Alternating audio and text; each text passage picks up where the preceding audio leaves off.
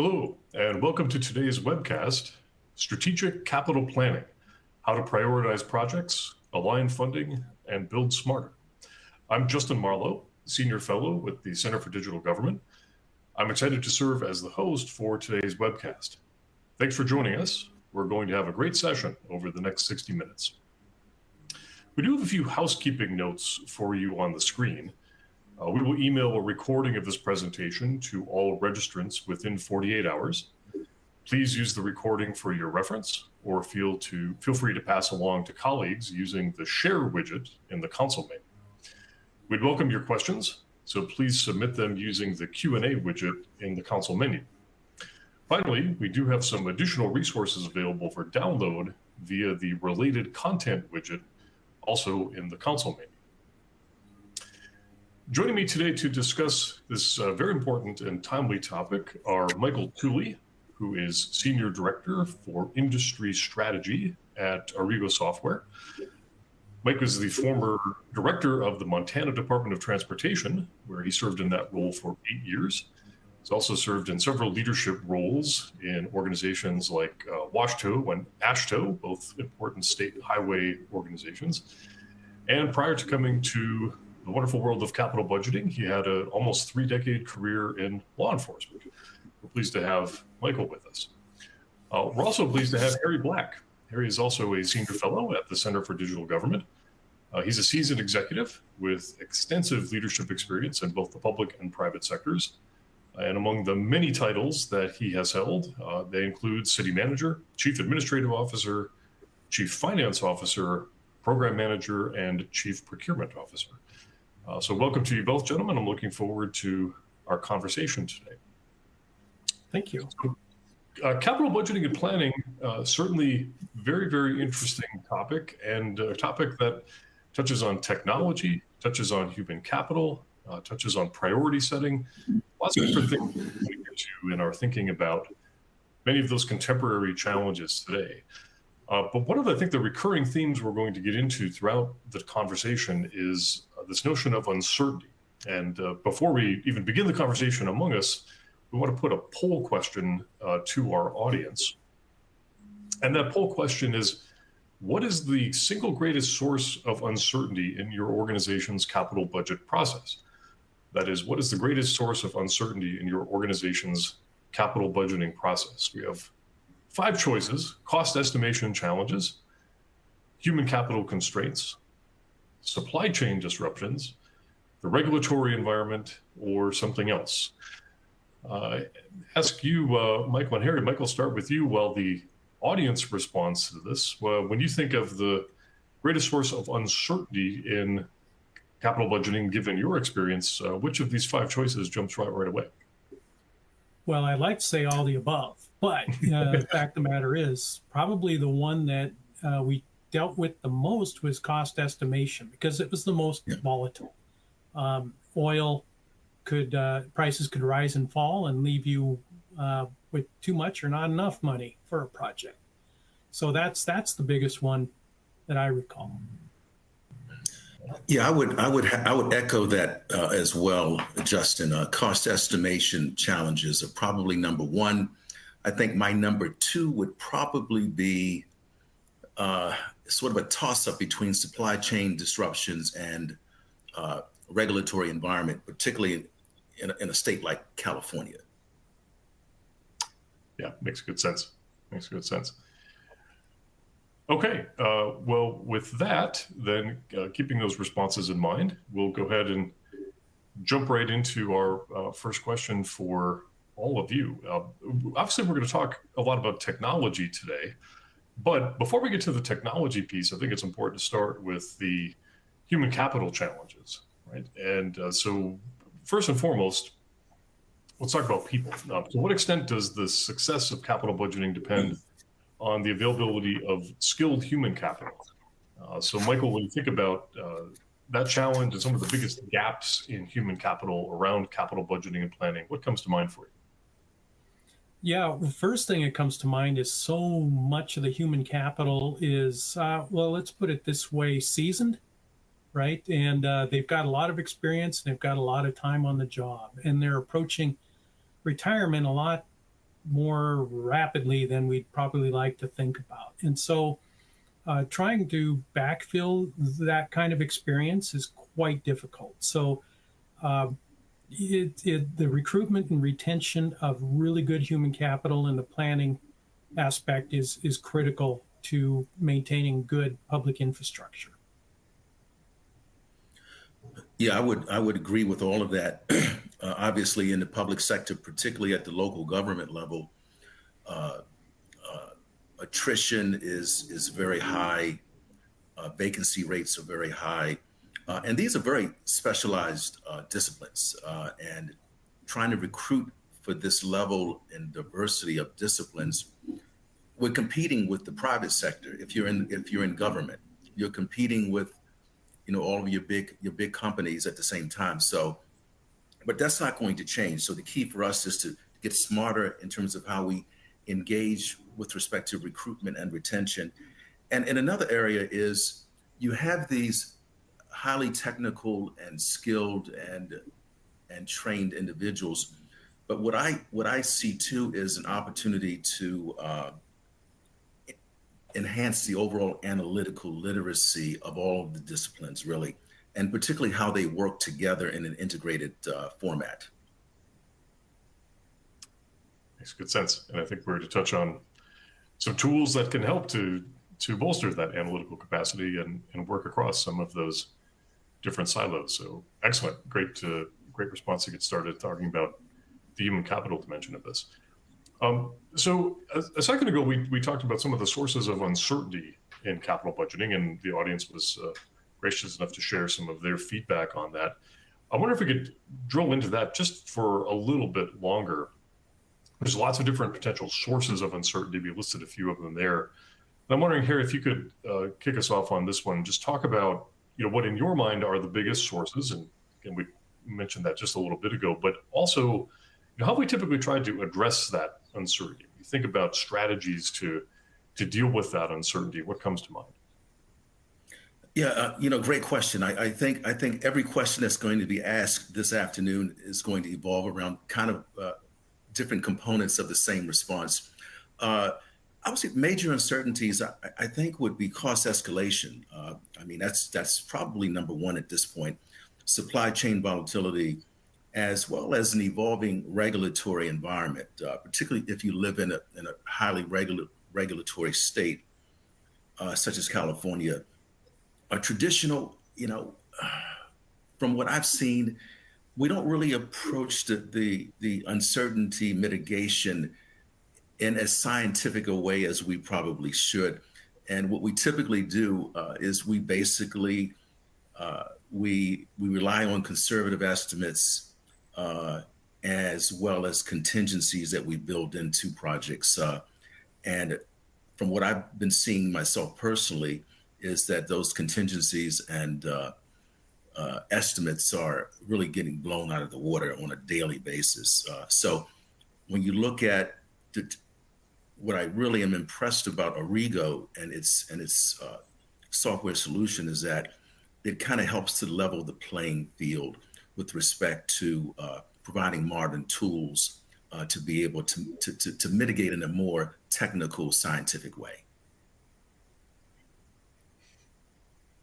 Yeah, I appreciate that, Harry. I mean, I agree with everything you said there. The volatility in cost estimation and supply chain is a real issue for capital programs, right? These projects could take several years to construct.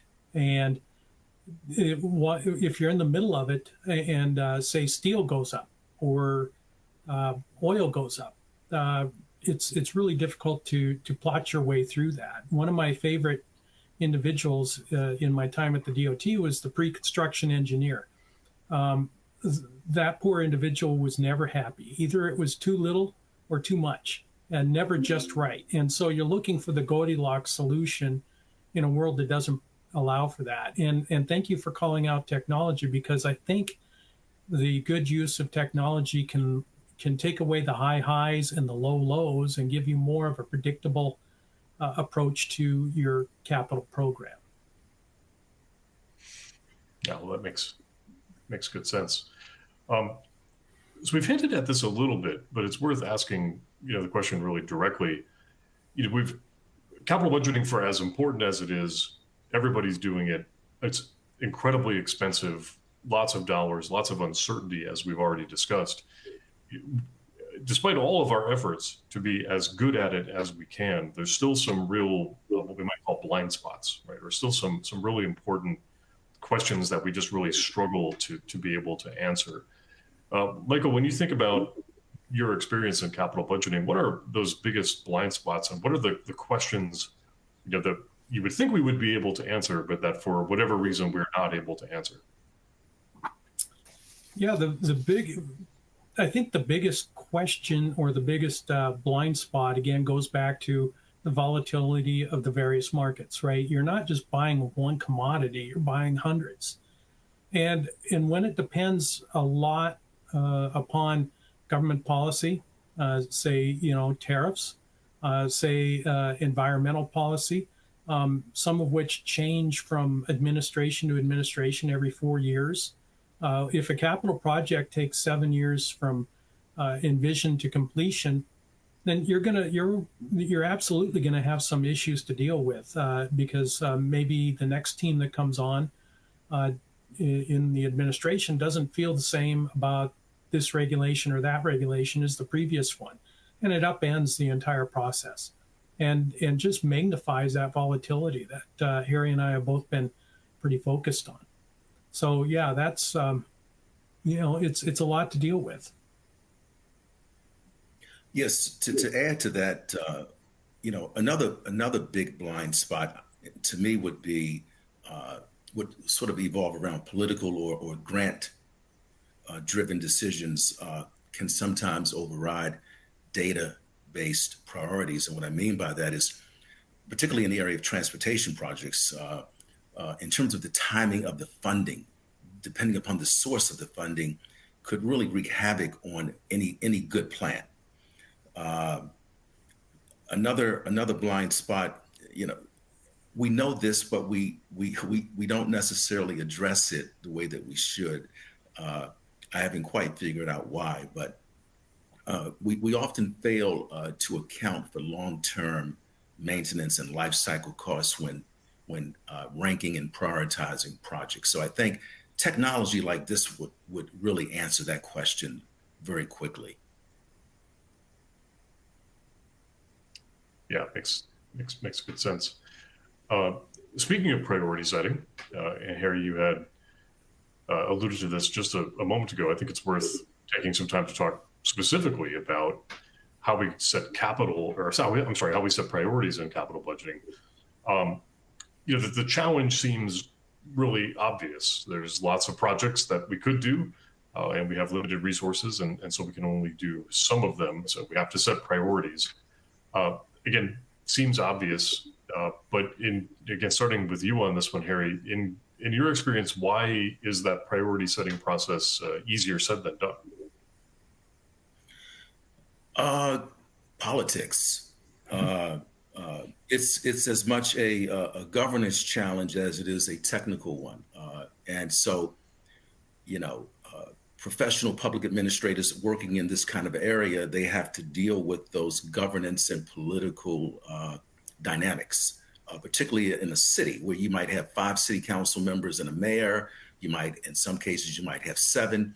In one case for me, I had 15, and so, they all want their piece of the pie. So that's always a challenge.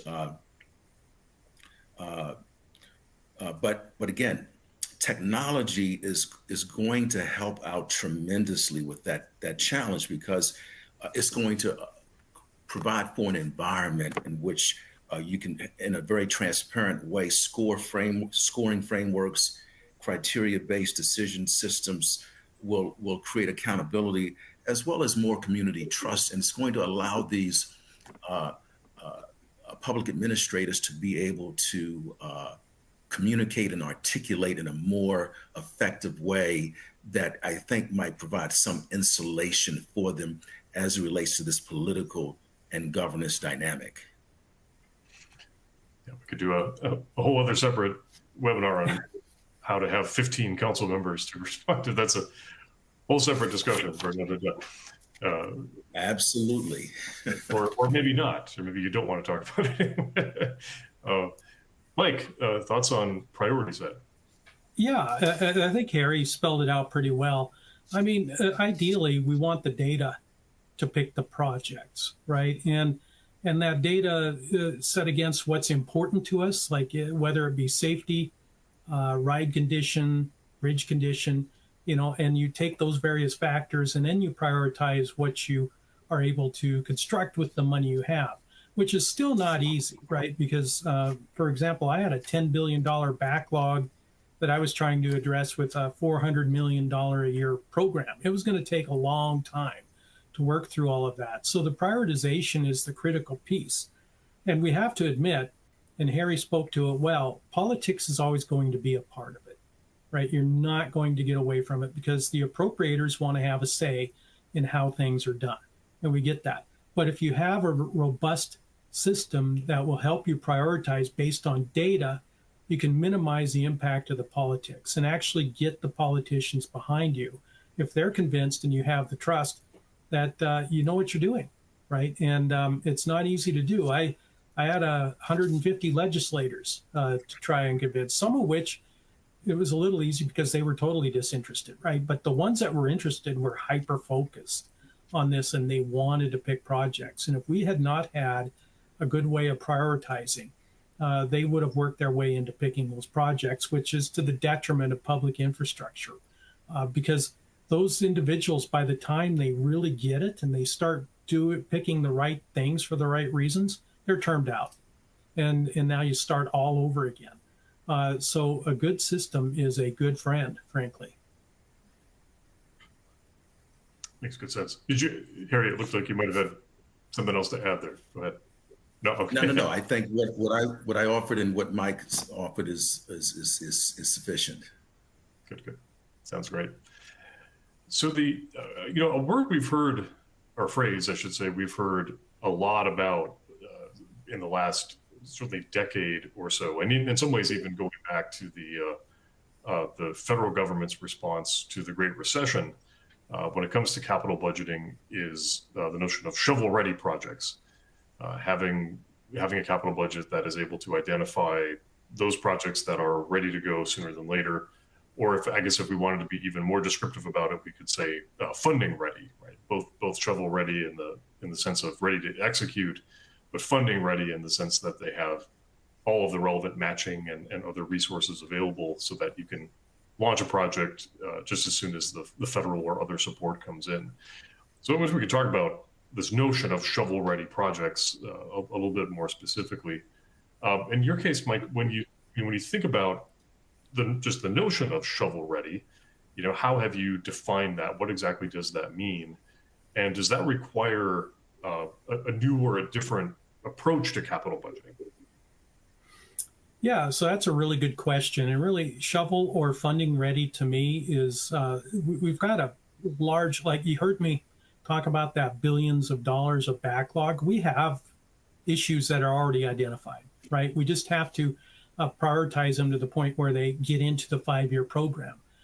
So when you are looking for something that's budget or construction ready, you definitely want to have a number of projects that are on the shelf that you've done some of the preliminary engineering on, preliminary design, maybe some right-of-way acquisition. You're going to construct these things one day. But if they're in a place to be advanced when funding becomes available, like in the case of ARA, you're in a great spot. If you wait until funding becomes available to start deciding what projects you're going to construct, you're behind the ball, and you're probably going to leave some money on the table.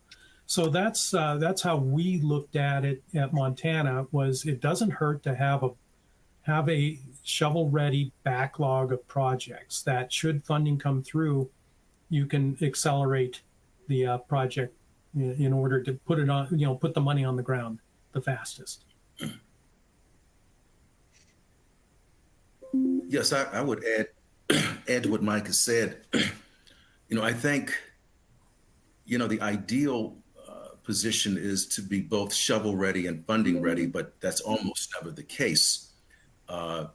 You're going to typically be shovel ready, but still managing that funding readiness component. And I think that how we manage the gap between shovel ready and funding ready is really what will help us to mitigate a lot of the risk, because truly in construction, as we know, time is money. Mm-hmm. And the longer it takes to launch the project, and it's usually because of funding, the greater the risks are going to be. But again, technology can and is and will even more so play a major role in helping us to manage that, in terms of shifting from what is more so a reactive to proactive funding timeliness and criteria, as well as how we sort of plan for these projects. So I think technology, again, is going to be super helpful to us. Yeah, great point, and a great segue to another question that we wanted to make sure we got to, because we've kind of teased this a couple of times already in the conversation here so far today. So maybe we can start with Mike on this one. You know, we've touched on a lot of the kind of chronic challenges to effective capital budgeting and some of the more unique contemporary kinds of challenges. What sorts of technologies are out there really to help address those challenges? And then, you know, from the standpoint of a user, the standpoint of somebody doing capital budgeting, you know, say that you adopt these technologies, you put them to work. Well, what sorts of outcomes can we expect that will improve as a result of those technologies? Yeah, another good question. Technology can really help with the business process side of it, right? One of the things that takes quite a while to get through is the various levels of approval. And if you're doing it by paper or by email, or however you're doing it, and it isn't automated, that workflow isn't automated, it takes time. Things get lost, they fall between the cracks, and hopefully, paper is starting to go away. But if it's done by snail mail, this takes forever, and that slows everything down. What technology can do is automate those processes and help you analyze the data that you have in front of you. For example, a lot of what we see is either paper-based project management, or it's done by spreadsheet, which is just a smarter piece of paper, basically. But none of that is really automated, and I think that's what is exciting about technology, is it could do a lot of the mundane for you and make sure that your approvals are on track. You can go back and see what the status of all of these requests are and deal with them in a much more effective manner. And I know we're going to talk about AI, so I'll stop there because I'm really excited about what AI can do in this regard. That's great. Yes. Yeah. I mean, tremendous value add in terms of technology. We've been talking about the various risks that are out there that impact this process. And I think that technology, and I'm going to be like Mike, I'm not going to go too far into it because I think we're going to talk about AI a little bit. But technology is going to allow us to mitigate supply chain risk. We're going to have the intelligence to be able to do that. A big thing, particularly in terms of managing the cost risk of these projects, technology is going to allow us to do value engineering in a much greater fashion. And the technology, and I know we'll get into this when we get to the AI components of this, basically allow for scenario analysis. That's like that's a tremendous capability. Absolutely. Well, let's go there then. No need to tease it any further. We think about the role of AI in this space. We certainly hear a lot about AI and its potential applications in public budgeting and finance, but this seems like one specific type of application where there could be some really truly transformational kinds of changes. Harry, when you think about the way that AI might be able to supercharge a lot of the analytical and other improvements that we're talking about here, what comes to mind for you? Oh, so much comes to mind. I see us, and I know Mike is going to dive right into this with the solution. I see us using AI as a decision support partner to enhance accuracy as well as transparency. That's going to help us all the way around. I think we should look at it as supplementing and not replacing our professional judgment. It's just another tool to help us be more effective. AI will help us to enhance our predictive cost modeling activities, our asset condition forecasting, as well as project prioritization in general.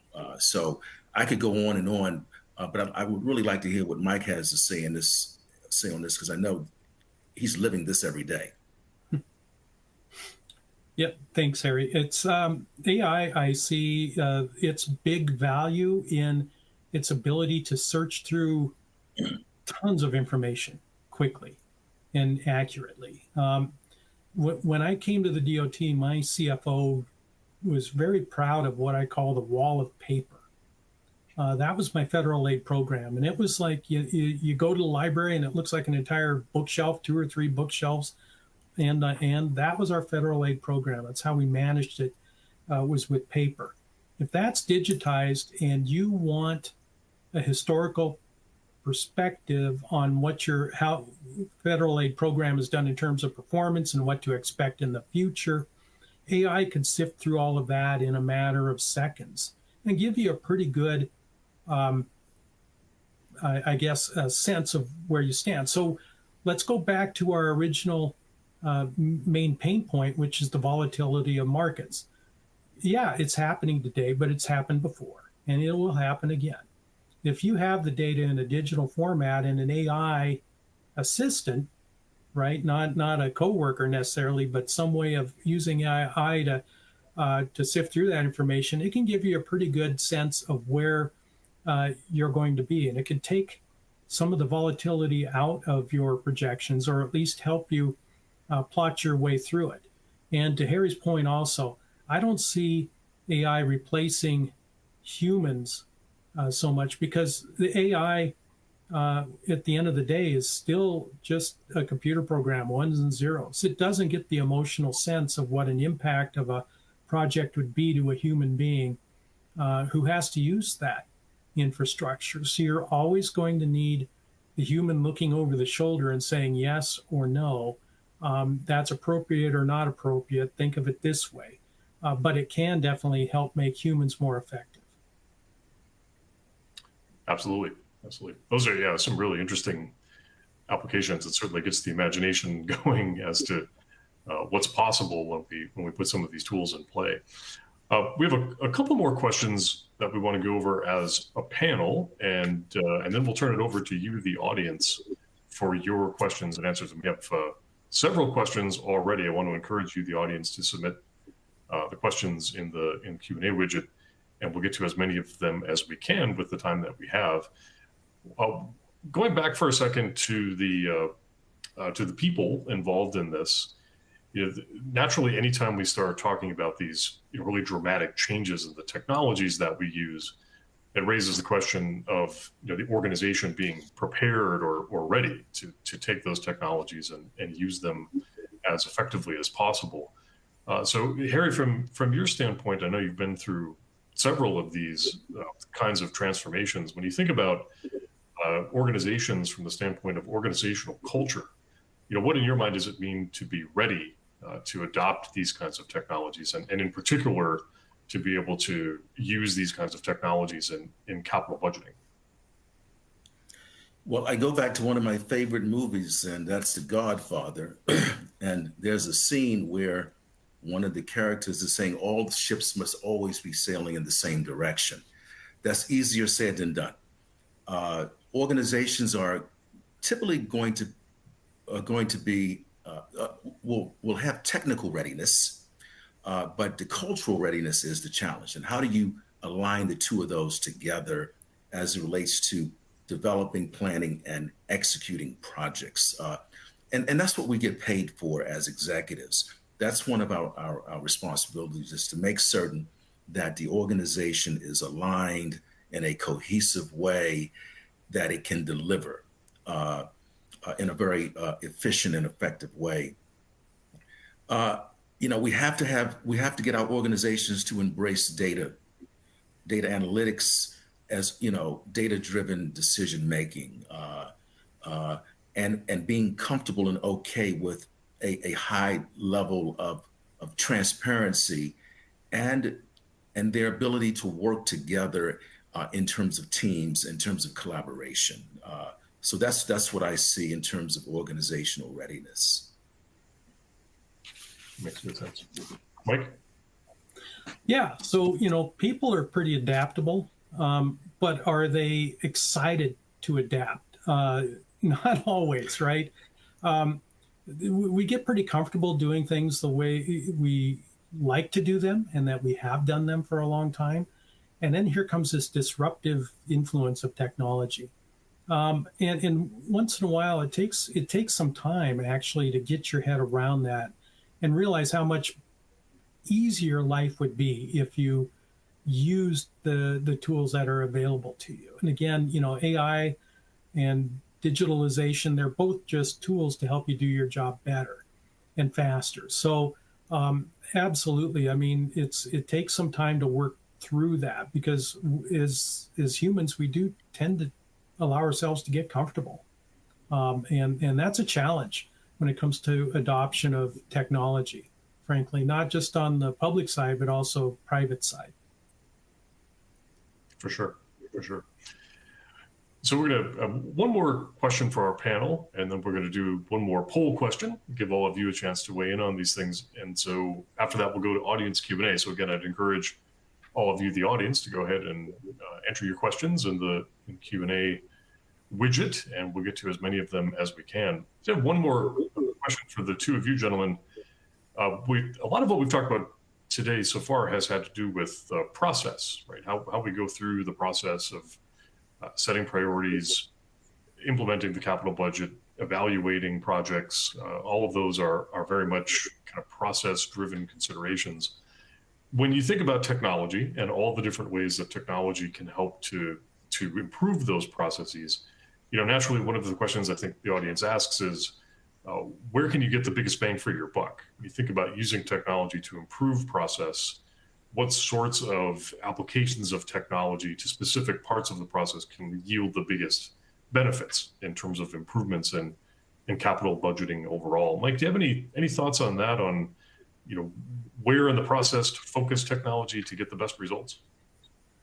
Sure. And I think it's at the beginning of the process, right? The capital planning process is where I think technology has the biggest bang for the buck. Because if you proceed down a path of a project that really isn't prioritized correctly, go back to your comments earlier of time is money.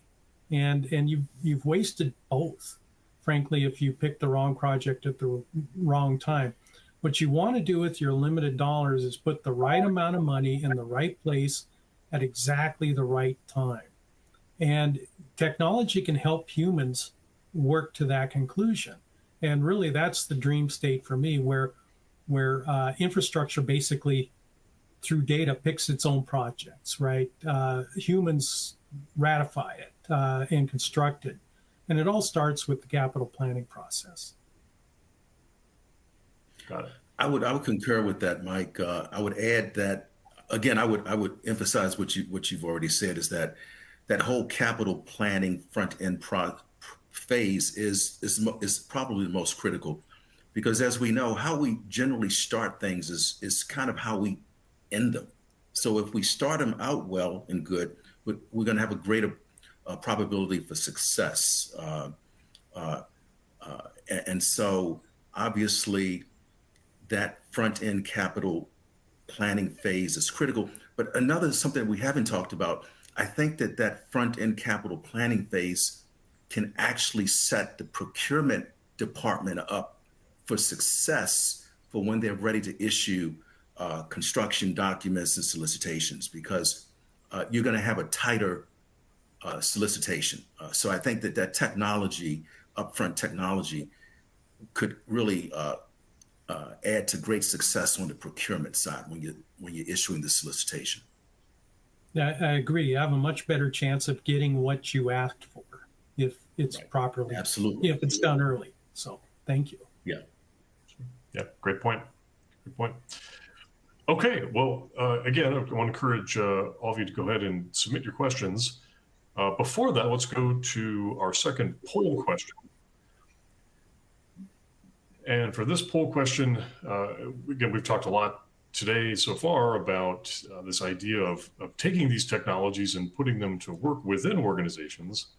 So that naturally begs the question, how prepared do you feel your organization is to integrate new technology into its capital budgeting processes? How prepared do you feel that your organization is to integrate new technology into its capital budgeting process? They're very prepared, somewhat prepared, not prepared, or unsure.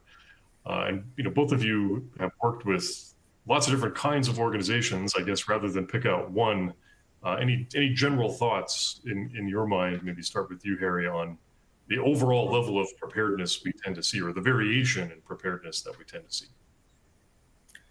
Yeah, I would say that based on my experience, my response would fluctuate evenly between somewhat prepared and not prepared. I think that's going to begin to change with the advent of new technologies.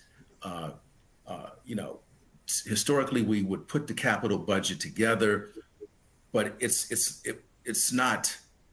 it was more of a descriptive exercise versus a prescriptive exercise. And so it wasn't really a tool. It was a tool to help us to develop a budget to submit to council for approval. But outside of that, because of the lack of automation at the time, you weren't going to get a lot more value out of it. But I think that is definitely not the case today with technologies like this. We can get to very prepared versus where we are today. Yeah, and I'd agree with you, Harry. I mean, in my experience looking at the national scene, somewhat prepared to not prepared is where most people reside. That's normal. And definitely we all want to feel like we're very prepared. And to that point, in the resources tab, there is a publication in there with some best practices available to folks on the call. It's called the Definitive Guide to Capital Planning, and there's some examples and matrices on how to potentially prioritize projects in there. It goes from 101 level all the way through wherever, and it's just a collection of best practices that might help some of us out. Yeah, sounds very useful for sure. Wonderful. Okay, well, now the audience has had a chance to weigh in. Let's see those results. And as you thought, just under half are somewhat prepared, and 28.9% feel not prepared, and the rest distributed across the other two. So just as you thought, everybody living somewhere between, or most living somewhere between somewhat prepared and not prepared. Very interesting. Okay, well, we have plenty of questions and time to get through them. Again, feel free to submit questions as we're going through this, and we'll get to as many as we can. I wonder, we've had a couple different versions of a question that has come up here, and Mike, I wonder if we can start with you on this.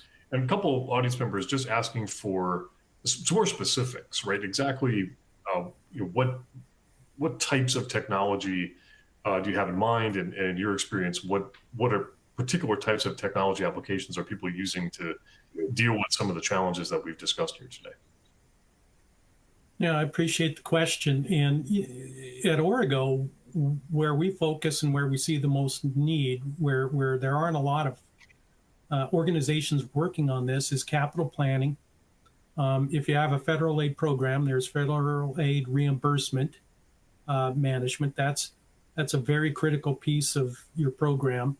And then managing such things as right of way, the high liability, high impact scenarios. And technology can help you track all of that. I'll go back to my comments earlier about getting your approvals through the process. Technology can definitely help with that. And it keeps a record in a way that a lot of people can't. And it stays there in a digital format, no matter who comes and goes, right? It stays pretty consistent. So the people that come on later will understand better what the intent was of that project in the first place. So that's one major thing. And then with the advent of AI, what we are working on right now actually is agentic AI, something that can actually, based on your role within an organization, give you hints and tips of where to look for information or how to deal with the information you have in a way that's important to you and resonates with you. So the future's good. Don't get me wrong with the technology now, but it's really exciting what's coming down with the advent of AI. Yeah, there's not much that I can add to that other than to again agree with Mike, and just suggest that that audience participants, do some research. Clearly, Aurigo is one of the best of breed applications of its kind. But again, as Justin mentioned, if you go to the widget in terms of resources attached to this webinar, you'll have the link, as Mike mentioned, to the Aurigo Masterworks Cloud demo page. You'll have access to the software capital planning guide. I believe that's what Mike was referring to. And then there's a case study there too, in terms of the Dallas area rapid transportation. So I would encourage the audience to go to that widget and download some of those resources. Yeah. And Harry, that's a good point. DART is a longtime customer of Aurigo's, and they are very authentic, right? In terms of a transportation agency, they've seen the ups and downs and have used us through all of it. We've walked with them through a number of challenges, but which isn't unusual for a transportation agency or any capital program. Absolutely. Good stuff. Yeah, lots of good examples and suggestions there. Another question, getting at a specific sort of source of uncertainty that I think we touched on a little bit, but maybe is worth revisiting per this question. And it's a question about the time it takes for approval for projects, and that being a real source of uncertainty. They're asking, essentially, how do we plan for that, right? How long does it typically take to get that approval? And are there more or less effective ways to think about planning for the time that it takes to get that approval? Harry, any thoughts to start us on that one? Yeah, that's clearly one of the top 2 or 3 most important questions to ask. It takes a long time, but I think, again, with this dawn of this next iteration of technology, as well as AI and machine learning, I think that timeline is going to be greatly affected in a very good way. Today it depends upon your state and what it requires in terms of environmental regulations and other types of regulations. But again, this technology will allow you to bake all of that kind of stuff into your system, and your system is going to guide you in the most effective and efficient way and towards a path that will get you to the finish line quicker. But it takes a long time. We're talking about the capital planning and budgeting component. Then you're talking about a couple of different procurement events that would have to occur, and then you ultimately will get to construction. That could take end to end. I hate to say it. I mean, Mike is more expert at being able to talk about the timelines. That could take a year plus as a best case scenario. And so, but even if that's the case, if you have the technology, you can always refresh everything that you've done prior to that so that you're not dealing with anything that might be of a stale nature. What are your thoughts, Mike? Yeah, I agree. And when it comes to approvals, you got internal and external approvals. Obviously, technology in terms of workflow can really speed up the internal approvals, but it can also help with those external approvals, like from an environmental agency. If you have your ducks in a row, so to speak, and you could tell the story in a way that resonates with the resource agencies, it should grease the skids, for lack of a better word, to get those approvals through the process. You don't have as much influence over that, but if you're as prepared as you can be before you go to them for approvals, the chances are much higher of getting it done quickly. And it goes back to some of the other comments, like, people change, administrations change, and policies change. So it's a really difficult world to work in, but technology can help.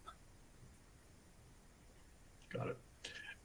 Speaking of people and priorities changing, there's another interesting question here about political influence or about political influence over thinking about project prioritization, even when we have that technology in place. We've hinted at this a couple different times now, that the ideal state is, the data picks the projects. There will nonetheless be a place for politics. And so the question is, how do we think about, navigating that political influence over technologically supported project prioritization? Is there, are there specific places for political influence? Are there specific types of ways to think about setting priorities in separate ways? How do we navigate the fact that there's still going to need to be politics, even in a very sophisticated, technologically driven prioritization process? Any thoughts on that, Mike? Yeah, actually, I mean, it doesn't hurt to engage the politicos right early in the process, just to let them know what you're doing and build that trust, build that relationship. And if you come from a data-driven perspective, it definitely helps, because most of these folks don't have the data behind the decisions they're trying to make per se. They have a lot of public input and a lot of emotion, right? Maybe there was a safety issue that needs to be addressed. And again, safety should be number one in any one of these projects, but fact of the matter is, you've only got so much, so you have to prioritize everything, including safety, in the process. So working with them early can help, but what you want to do is have a good backup of data to make the case, frankly, because that's what it's about, and build that trust. And once you do that, you'll find that they're more of an ally than they are an adversary. If you do this right, they'll want to invest in your capital program versus second guess your decisions. Yeah. Harry, anything to add to that? Yeah, I mean, as we've said, there's going to always be political / governance dynamic in whatever we're doing, because if it's in the government sphere, the dynamic will be present. And so what you want to do is try to manage the dynamic to the best of your ability. You won't be able to do it 100%, but you'll be able to have a positive impact. And again, having this data-driven, AI-intensive technology is going to give you everything that you need to do to tell compelling stories. So when you're going through your selection process of projects, you're telling a story that's going to be based on, highest impact, or some sort of community beneficial impact that will resonate with most people. So, and sometimes you may not be successful. However, you will have articulated a story that will insulate you as an executive if something doesn't work right with that project that you tried to influence the leadership to sort of steer away from. Right. And to add to that, Harry, I mean, there's a return on investment for every project. And it's really, that's where you gather this information, is by talking to the representatives, the council members. I mean, they represent the public, right? And the public themselves, to see what's important to them and incorporate elements of that into your decision-making process. You definitely want the data to drive the project, but you do have to realize that it affects people in the end, and you're going to need that input from people, and just incorporate that into your ROI. Yeah, very interesting. They sort of political ROI right alongside the financial or other outcomes ROI. Very interesting. Going back to for a moment to the human capital side of this. At the very beginning, we were talking about thinking of, making sure that capital budgeting processes have the right kind of human capital in place to be able to support them. And in that discussion, we briefly talked about succession planning. And there's a question here about how far in advance we should be doing succession planning, which I think is kind of an interesting question. So when you think about the optimal length for succession planning, what comes to mind for you?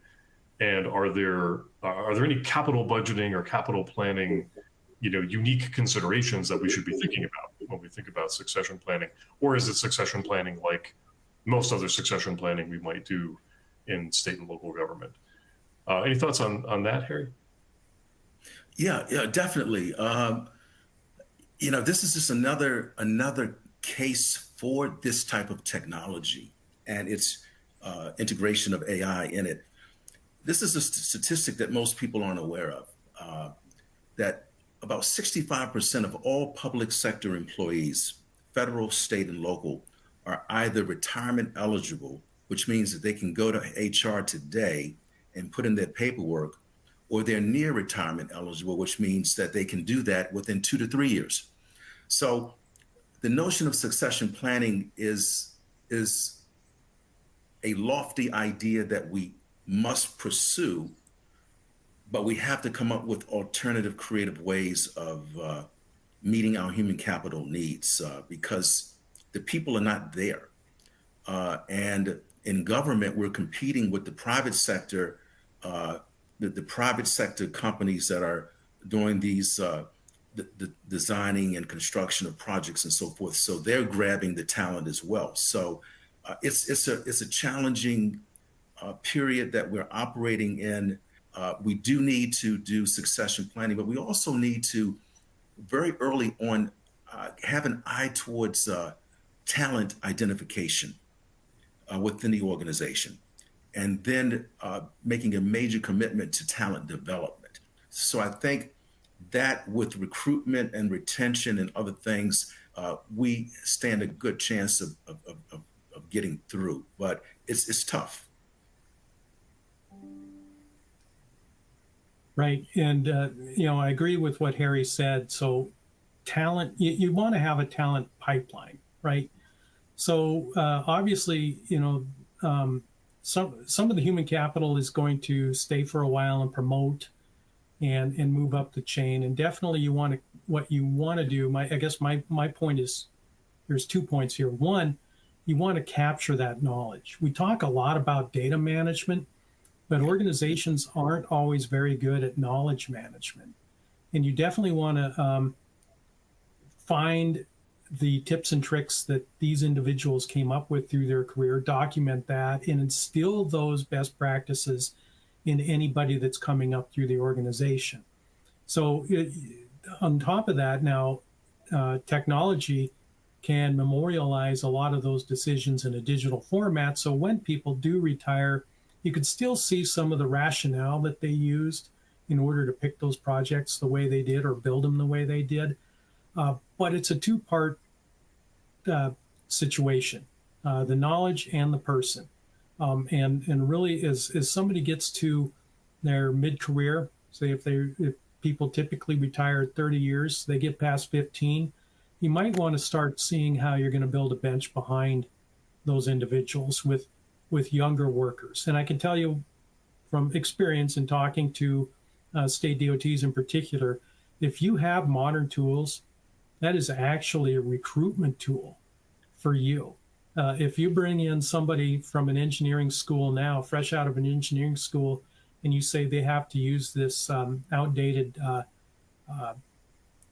spreadsheet to do their job, they're not going to be very impressed, and they may not remain with you for very long. So, I mean, it's a tool in more than one way. Yeah, absolutely. In my day job, I teach graduate students in public policy, and what you're saying is spot on.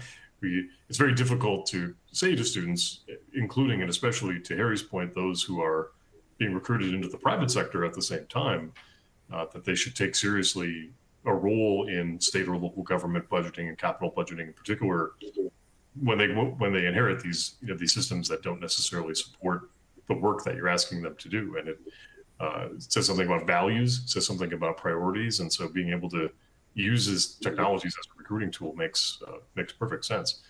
We have time for maybe one or two more quick questions. There's another question that has been kind of lingering in the background here. We've hinted at this a little bit, but it's worth asking it directly, is about the biggest mistakes that are made when we have these technologies, we've identified the potential ways that they can add value within an organization.